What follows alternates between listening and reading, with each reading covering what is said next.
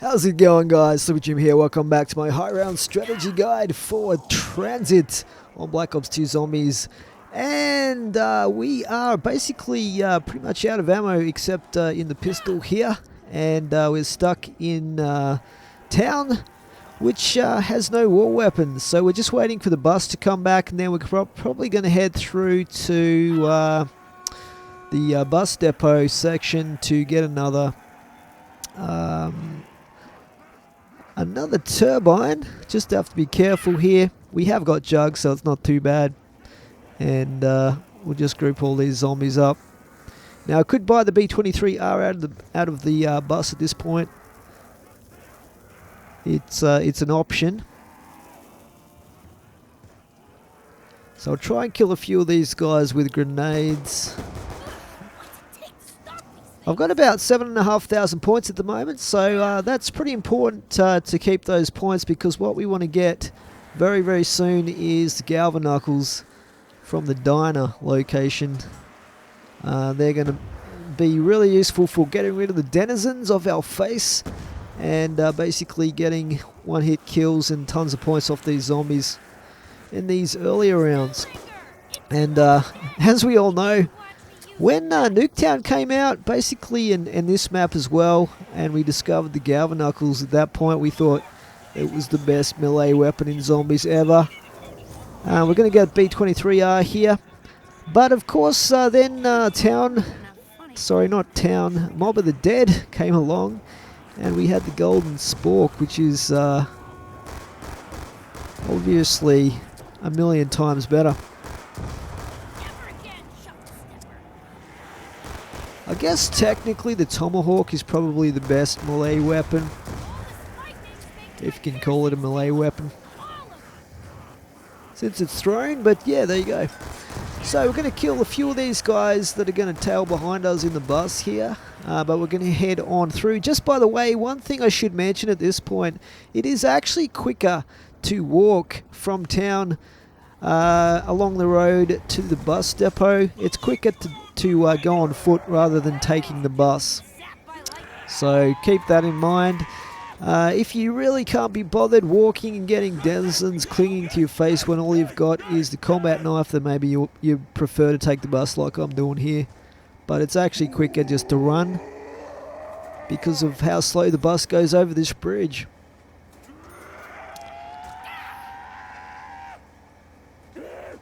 So we do have the one zombie here that we're keeping on the window. That's the ideal situation to enable you to move between areas and do things, get things done without a new round starting. Much safer than having him in the actual body of the bus with you.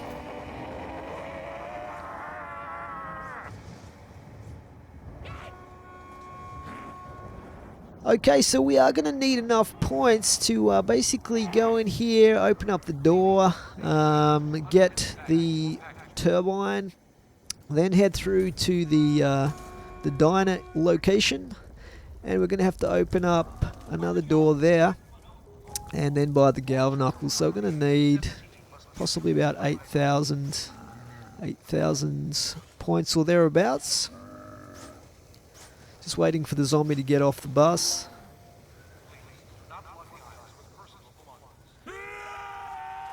And we'll head on through to the diner area, guys. I might actually, well, I won't fast forward this section. In these early parts of the game, it's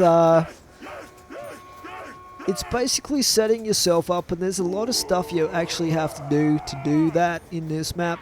So as we go through, we have still got the hatch for the diner, which we're going to need to keep and use almost straight away. So we're not going to be picking up the jet gun part as we come through the tunnel here. So I might actually fast forward this section for you guys. As I said earlier in the first section, this map can be frustrating, it can be time consuming to get all this stuff done. So way more fun playing with a bunch of guys you can, talk to and whatnot, and have a joke with as you're playing the game on this map. But It's not one of my favourite Black Ops 2 Zombies maps. Now this is where we put the good old hatch, and this will enable us to climb up onto the roof of the diner, of course, and get Galvaknuckles right there for 6,000 points. But we can't quite afford Galvaknuckles, unfortunately, at this point. So I'm going to kill this last guy with the knife to get enough points for the Galvaknuckles. Now we are good. We can get down off this roof. Now you can build the zombie shield in this area as well. There's a part in the diner there. There's another part in the garage around where the car is, and all that stuff. So basically, you can assemble that and build that. It is quite useful in that if you keep it on your back, zombies can't damage you too much from behind. And of course, you can kill zombies with it as well. In the earlier rounds, but it's not super useful, and having to come back to get it all the time in a map like TranZit that's so big is probably not super practical. If you don't know already, basically in the higher rounds like 25 plus, the shield will break in one hit if you try and kill zombies with it, so it's not the best for actually killing zombies. Apologies, my throat is getting a bit croaky, guys. I've had too many late nights, I think. Alright, so we're heading through the farm area again, and that is basically ducking under this, I think that's a fallen radio tower right there.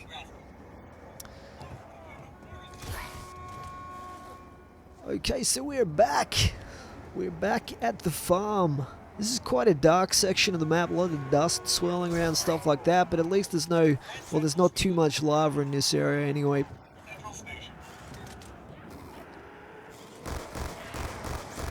So we're pretty much getting swamped a little bit by zombies. Going to drop down off the bus there before we get into trouble. We're just going to build a heap of points up now with the Galvaknuckles in this area.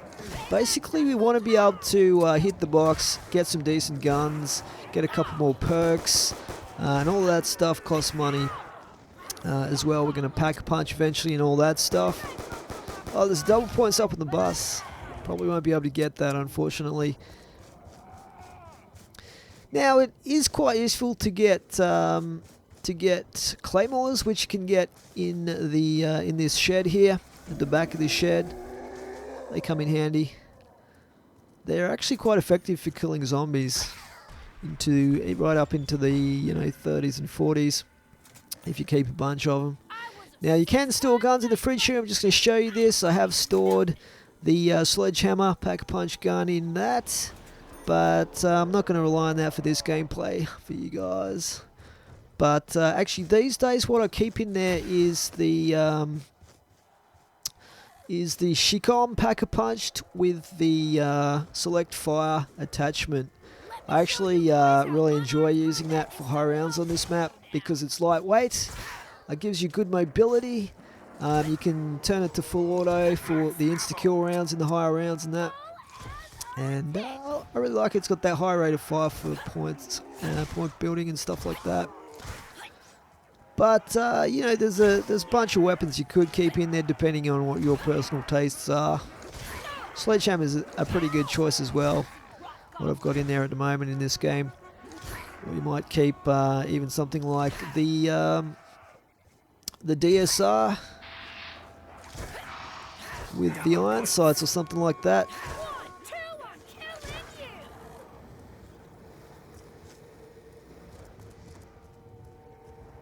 So we're going to hang here at the farm for a little bit and build up some points while the Galvaknuckles are still a one-hit kill. And it is pretty easy. You just have to be a little bit cautious doing this. But this area right here where I am at the moment, out the gate, sort of in the roadway here in front of the farm, is the best train spot in the entire map. It is super easy. There are almost no obstacles here. You've got a really large area. It's a little bit dark, but apart from that, it is really easy to run trains here. And this is where I'll be coming back for the higher rounds to kill zombies. But we've got a ton of stuff we have to do yet to get set up properly. and then we can just kick back and get through the rounds and kill zombies. One other thing about this map, and actually most of the Black Ops 2 Zombies maps, is there seems to be an extra high rate of drops that you get. You seem to get them constantly, almost like clockwork during the game. So they seem to have increased the rate of drops in Black Ops 2 Zombies from Black Ops anyway. It's just my impression. Now, one thing I should mention is with the electric zombie that we released when we turned on the power, how he works is basically he doesn't come every 5 rounds, but what he does do is if the round starts while the storm is directly over your section of the map, then he will spawn. Just like he's done right there actually. So that's how it works, and you can actually control whether he spawns or not if you just wait until the storm passes before killing the last zombie in the round. But as you can see with Galvaknuckles, you just have to melee him twice with those and he is gone, and it's not too much of an issue. The other thing you can do is if you get the EMP grenades, you can EMP him for a 1-hit kill, which is pretty awesome as well. But I would personally, I prefer to have monkeys rather than the EMP grenades in this map. For if you do happen to go down, if you're using quick revive, monkeys are going to enable you to get your jug from town, from this area, pretty easily. And all you have to do is, if that happens, is basically chuck a monkey and sprint back the way we came towards the diner, then take that shortcut to the right where the truck is, and it's very, very quick to go get jugs straight away. Run a train or two to group up the zombies while you're in town, and then you can come back to the bus depot, not the bus depot, the farm here, to continue the game if you do that. But in this case, if we go down, it is game over in this map. Yeah, Treyarch kind of bamboozled me with the latest map, Mob the Dead, because you have to use afterlives in that. You don't buy it as a perk, and it's pretty much very, very similar. In fact, it's even more overpowered than Quick Revive is, in terms of making it super easy and giving you, I guess, a second chance if you make a mistake. More than 1 second chance, actually. But, you know, you gotta roll with the times. You gotta, you know, take it on board and accept it. But yeah, one thing I'll say for Treyarch in their zombies maps is they're not scared to try something different. And even though this map, in my opinion, was probably a glorious failure in many ways, still an alright map, I guess. But it introduced a lot of new concepts, the buildables and all that stuff. Hopefully they don't continue having buildables too much, because personally I don't enjoy the annoyance of having to build simple stuff like the power switch. I don't think it adds much to the game. Like, if it's part of an Easter egg, that's fine, but I know they brought buildables back in all of the other, you know, major maps in Black Ops 2 Zombies, but I hope it's not an ongoing theme, because I really don't think it adds too much to Zombies. I don't know what you guys think. Tell me what you think about the buildables in Zombies. Okay, so we're heading back now towards the mystery box, I believe, because we have 20 grand and we're going to hopefully upgrade our weaponry. So we're just going to run back here. Like I said, most of the time, depending where you are, there's not really that much point waiting for the bus to get somewhere, because most of the time we get a little bit lost there, but most of the time it's quicker just to run through the fog. And especially if you have Galvaknuckles, you don't have to worry too much about the denizens. And you also, if you have Jug, don't have to worry too much about the lava either. I mean, you don't want to have a denizen on your head while you're going across this patch of lava here too much, because, yeah, accidents do happen, but you just have to time it right and kill the denizens before you go across and stuff like that, if you can. Okay, so Mystery box is always here in this location to start with. And we are going to buy this barrier and see what we can get out of the box here. Hopefully something good. Oh, monkeys. I'll take that.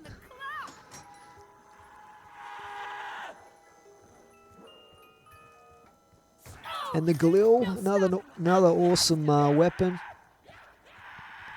One of the best ones. You could even take this and pack a punch it and keep that in the fridge if you were into it that much.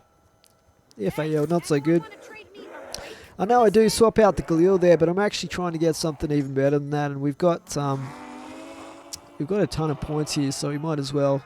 We get the Galil again.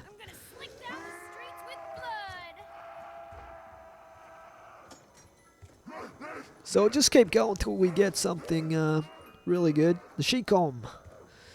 Now, when this game was recorded, I wasn't as big a fan of the Shicom as I am now, but the Shicom would have been something that I would have definitely grabbed there if it wasn't already in the fridge.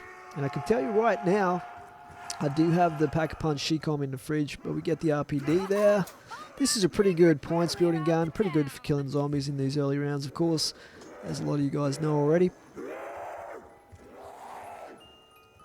And the EMP grenade, which I'm not going to bother getting. I could probably demonstrate it to you guys, but I'm not going to do that. Suffice to say, it is great for killing the electric zombie, but monkeys are definitely better in my opinion in the long term.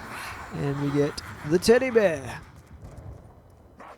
So I have no way of knowing where the box is going to go, so we'll just head back towards the farm again.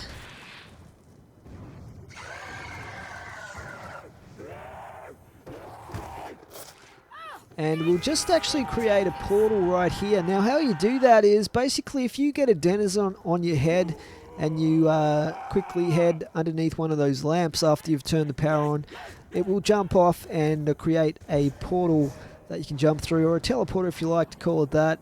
And that will take you out at a random location near one of the other lampposts.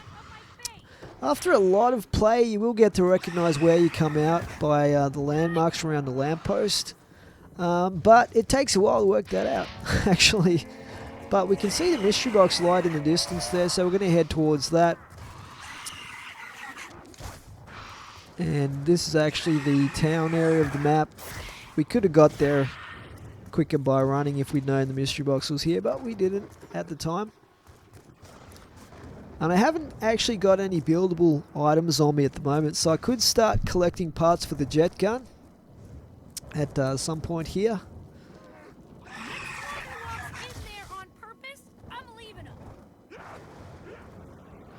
Okay, just waiting for the zombie to come.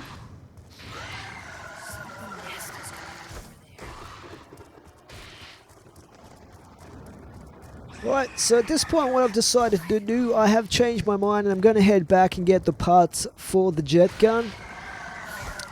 So we're just fighting our way through the fog here, swatting away the denizens as we go.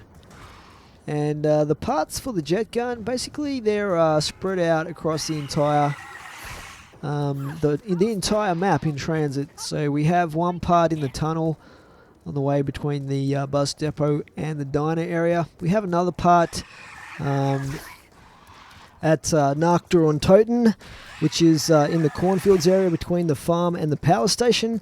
There is a third part in the power station itself, and the fourth part is in a hunting shack, I guess you would call it, between the power station and the town. So I'm going to show you where all these parts are as we go through. The first one we're going to get is going to be down here in the power station. So we're going to loop down here, and it is basically like a spool of wire, it looks like. And where we find this is basically it can be down below this catwalk here. It can also be down here on this area here. In this case it is on top of the barrel. So we'll leave it here for today, guys. In episode 3, we'll get the Pack-a-Punch put together as well and Pack-a-Punch some guns. But for now, that's it from me. Please remember to rate and comment. Once again, thanks for watching, guys. Sleepy Jim out. Mr. Monkey to target.